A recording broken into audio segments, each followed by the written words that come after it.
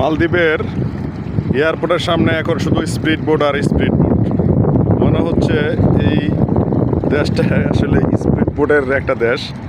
রাজধানী মালে সিটিতে গেলে দেখা যায় শুধু মোটরসাইকেল আর মোটরসাইকেল, এমনভাবে আছে মোটরসাইকেল রাখার জায়গা পর্যন্ত নাই। আমি আপনাদেরকে দেখানোর চেষ্টা করতেছি, ঠিক মালে এয়ারপোর্টের ঠিক ফ্রন্ট সাইড থেকে আমি ভিডিওটা করতেছি। দেখেন অসাধারণ ভিউ।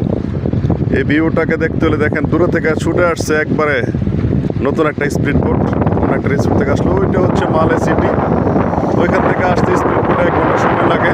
আর মালা সিটির ওই পাশে সেটা হচ্ছে ব্রিজ। এই যে ব্রিজটা বলে মালা সিটিতে সংযুক্ত হয়েছে এই দেখা যায়। আর এখানে বাম দিক থেকে একটা রুট আসছে, সেটা হচ্ছে একদম আপনার ট্যাক্সি কার, প্রাইভেট কার, হাইস দিয়ে আপনি এয়ারপোর্টের সামনে চলে আসতে পারবেন। প্রিয় বন্ধুরা, ভিডিওটা ভালো লাগলে অবশ্যই অন্যকে দেখার সুযোগ করে দিবেন।